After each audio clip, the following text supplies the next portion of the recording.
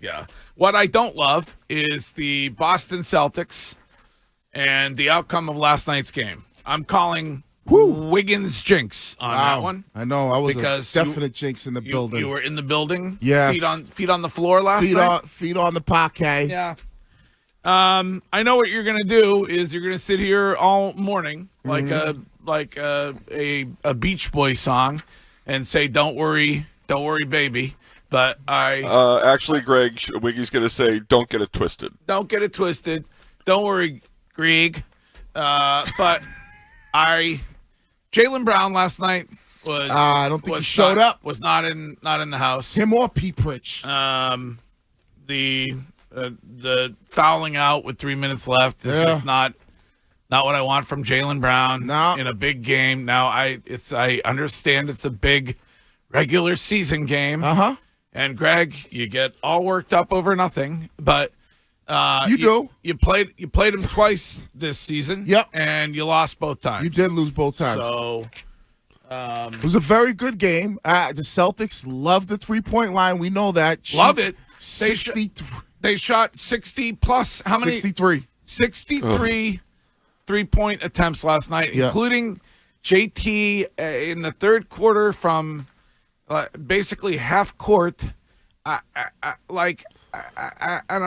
understand. Greg, didn't you think at halftime though? At halftime last night, I was seeing the social medias, as we put it, and Jaylen Brown had 2 points, and that quiet reaction is why what Tatum endures is far more than what Jaylen Brown will ever have to do as long as he's teammates with Jason Tatum. The best thing for Jaylen Brown is that Tatum's on this team. Yeah. Because if you flip those first halves, X, whatever it's called, is going out of its ever-loving mind. Another national TV game where Tatum doesn't show up. What the heck's going on? I thought he was supposed to be an MVP. Jaylen Brown didn't show up last night, and it was hardly a blip in the reaction in terms of anger from fans. Yeah, I mean, I think Curtis is spot on with that, and that's kind of what we've known and come when we look at this team. Like, Jaylen Brown, he did a good job playing defense, but he just was off, and the criticism's not going to be that bad because, Tatum was there to kind of bail him out, right? So Tatum goes off for 33 or whatever he goes off. Yes, Tatum was there and Tatum went off. On the national narrative level, SGA had a better basketball game last night than Jason Tatum did. So when you sit here and we're discussing MVP, you can't say that though. I can say how? I can say anything I want. But how can you say? But how do you say it's a better? Their stat lines were basically identical, except Tatum had more rebounds and one more assist. I watching that game last night, and granted, I was not there, right, like you were. Right. I was watching on my tiny little television. Well, SGA had a better game than Jason Tatum had last night. Okay, what makes you say that from watching on your television? He just looked like he was more engaged, and more, when you needed him to come up with points, he came up with points. I mean, I will say he had one of the more egregious flops in the history of the NBA, and I should probably stop complaining about that, Curtis, because it happens every single game. But his face was not even touched. Jaylen Brown was driving with the basketball. Yep. And the guy puts both of his hands up to his face as if his nose has been broken and falls dramatically 10 feet backward. And you get that over and over and over again in the National Basketball Association these days, Curtis. Don't you think it has to be? This isn't something the refs or the league can really fix. This has to be something the players stop. Like, it's a hard job being a ref in the NBA. Nobody's saying that it's easy, and it's the best players or the biggest stars in the sport that do it the worst. So as long as LeBron is acting like he's, JFK in Dallas, then you're going to have these kinds of players continue it. Yes. It has to be a top-down thing, I believe, for it to change. And everybody does it in the league, so that's the problem. He went back and to the left. Back. It was a magic bullet.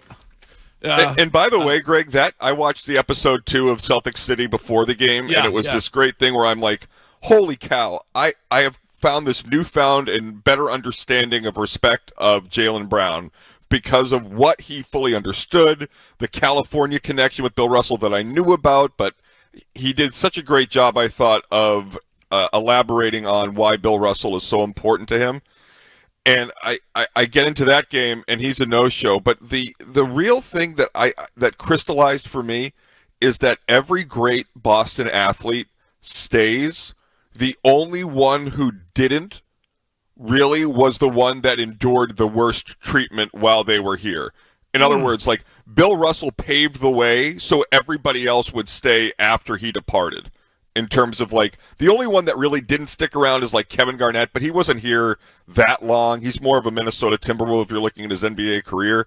But in terms of the Boston athlete, once you break through, almost everybody that's ever been a great player, no matter where they're from, has stayed in Boston in some way, shape, or form. Yeah, and I think when you look at, like, you know, Jaylen Brown and kind of his personality, and if you watched episode 2 of Celtic City, I think he's trying to do a lot, especially for the black community. And I think, you know, he carries that mantle, knowing that guys that have come before him, like Bill Russell, tried to do a lot. And you give Jaylen Brown a ton of credit for all the stuff he does off the court. I mean, he's a great player, but I think when you start to look at games like last night, and you start to see, like, you know, he's one of those off nights. And I think Curtis is spot on when he said the criticism is never going to be the same as long as he's teammates with Jason Tatum. You're the chief victim of it. You're the chief. What's the word I'm looking for? What's that? You almost just brought yourself to criticize Jaylen Brown for last night, but you didn't. No, but I said off night. He did have an off night. Yes, but you need him. Yeah, but I think, Greg, we talked about during the year, right, whenever that was, when Jaylen Brown made the comments about his new role and not being too thrilled about it in some way, shape, or form.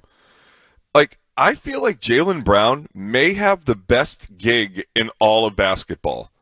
He's making the Supermax. Yep. He is on a championship contending team every year, in part because of him.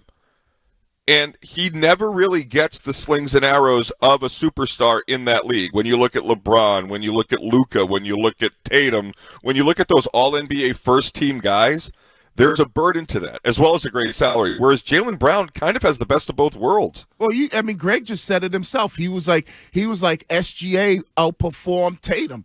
Tatum had a great night, and when you start to look at the others around him, when your superstar has a great night, you then look at the others. If you look at OKC's others, like I like Chet Holmgren, he has a very good night, which is able to, you know, elevate Oklahoma City as well as SGA, as well as Wallace and some of those other players to be able to go out there and have a night where your superstar goes and does his thing, but you're also be able to carry the weight. Yeah, no, I mean, when it comes to others, you didn't get a great game from Peyton Pritchard. No. You didn't. I don't know what the deal is. I'm assuming that Drew Holiday is still suffering from the bed finger or whatever it's called. He was wildly off last night. Uh-huh. He was clanking them left and right last night. So I understand that, but also, and honestly, it does set up for, should they both get there, it sets up for a great final series because, you know, OKC also without, you know, just like you're without Porzingis, they're without one of their stars last night. So I understand all of that. Mm-hmm. I worry a lot. You know me, I'm a worrier. I wouldn't worry.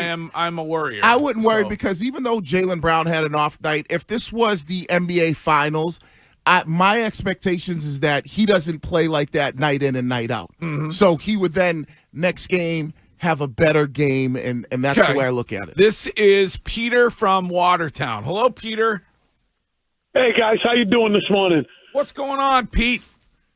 Well, I wanted to talk to you, Wiggy. You think that Jiu-Jitsu Jew is the best coach in the league? Are you kidding me? Did you watch Mark Dano coach circles around him last night? No. I watched him. Go ahead. Go ahead. Oh, you go, I watched him the other against Utah, let a 24-point lead get down to 8 before he called a timeout. So explain to me how this guy's the best coach in the league. I don't get it. Well, I don't see how you can say that. What I would say is this. Here's the one knock I have on Mazzulla as a head coach. He constantly will tell his team, and I don't know if he's telling them in there, but he knows that those guys will live and die on the three-point line. There was so many times in the game last night where I'm like, all right, the ball's not falling. When you call a timeout, tell these guys, hey, let's get it into the paint. And when I say get it into the paint, you know, maybe you could post Tatum up. I know they were trying to post Jaylen Brown up, but let's get to the rim. Let's see if we can get to the free throw line. Granted, they weren't able to get to the free throw line. The free throws, the disparity there was crazy. The referees, that's another story, but I won't put it on them. When they do it, Jason Tatum did it last night, end of the third quarter, or maybe it was beginning of the fourth quarter. Drove the ball to the hoop. Yep. Gets the two and gets fouled. And they rely consistently over and over and over again on shooting threes. They shot over 60 of them. Yeah, that's last my night. knock. Actually, I think we have Joe Mazzulla on that, Shime. Am I correct about that? Yeah, so this is Joe Mazzulla talking about what made it so tough to get into the paint and why they took so many threes. I thought we got great looks. I mean, our shot quality was 1.18 in real time. We're probably a little bit lower, but I thought we got amazing looks. I mean, that's just the shell of their defense. I mean, they protect the paint first. They try to get out. I thought our 2-on-1 reads were really good. So I thought we generated relatively great looks throughout most of the game. Yeah, I mean, they played as what little. was that stat? I don't know. 1.18 quality looks? Yeah, I have no idea what this is. 1.18 in real time. We're probably real time, whatever that's the nerd analytics. I mean, OKC played a little bit of a zone, but even then, you still got to get it into the paint. That's the problem. They live and die on that 3-point line. It's just that's the one frustration that I have with Joe Mazzulla is that, like, in that game, after that game, he should be saying we shot way too many threes.